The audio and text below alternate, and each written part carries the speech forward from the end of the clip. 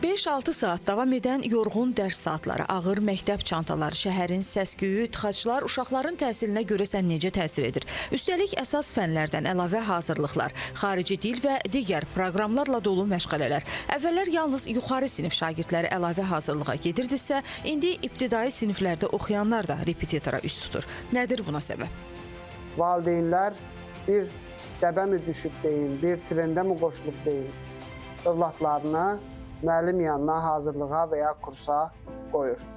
Əslində isə onların idmanla, incəsənətlə məşğul olmağı lazım ikən, onlar həm idmanla, həm incəsənətlə, həm də müəllim yanına hazırlığa, həm də əlavə dil kursuna və s. gedir.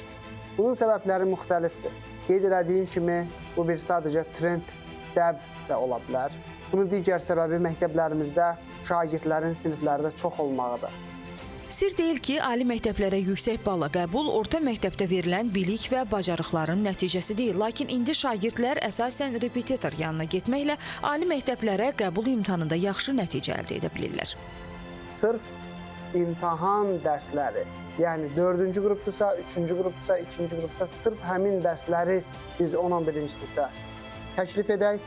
Ümumi ibtidai sinifdən sonraki təhsilin məzmununu elə quraq ki, spiralvari olsun, bütün mövzular bəlli olsun, bütün standartlar bəlli olsun və standartlara görə hər il daha da dərinləşsin, eyni standartlar. Eyni məzmun xətləri daha da dərinləşərək davam edəsin. Belə olduqda bir uşaq 10-11-ci sinifin materialını öyrənərək universitetə gedə bilər. Nəinki 5-ci sinifdən başlayıb 11-ci sinifə qədər bitirmək məcburiyyətində qalsın. Bəs repetitor olmadan necə uşaqlar dərslərə mükəmməl hazırlaşa bilərmi?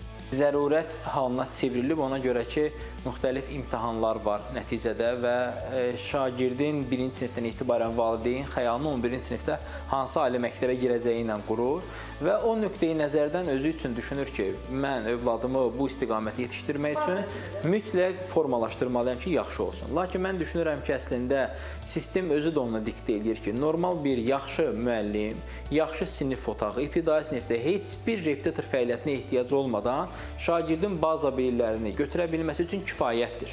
Sadəcə biz o şəraiti şagirdlərə verməliyik və şagirdlər həmin fürsətdən istifadə eləməlidir. Ekspertlər deyir ki, son illər bir sıra olimpiyadalarında kütləviləşməsi uşaqların həmin yarışmalara iştirakına sövq edir.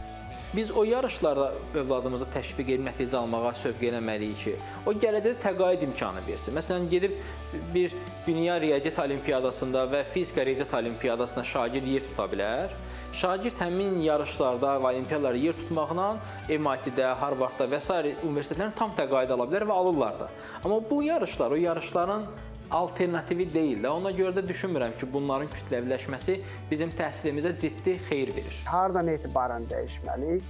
Siniflərin şagird sayını azaltmalı, müəllimlərin keyfiyyətini artırmalı, müəllimlər məktəbdə tam gün, tam zamanlı, yəni səhər saat 8-dən axşam saat 4-ə qədər məktəbdə olmalı və bu müddətdə kimin əlavə sualı olarsa, kimin əlavə hazırlığa ehtiyacı olarsa, müəllim sinifində oturur və şagirdlər gəlir olan suallarını verir və ya əlavə o uşaqlara hansısa bir mövzunu yenidən izah edir. Təbii ki, bilik insan üçün vacib amildir, amma bu o demək deyil ki, övladlarımız bütün gününü hazırlıqlarda keçirməli, əlavə bilik naminə sağlamlığı əldən getməlidir.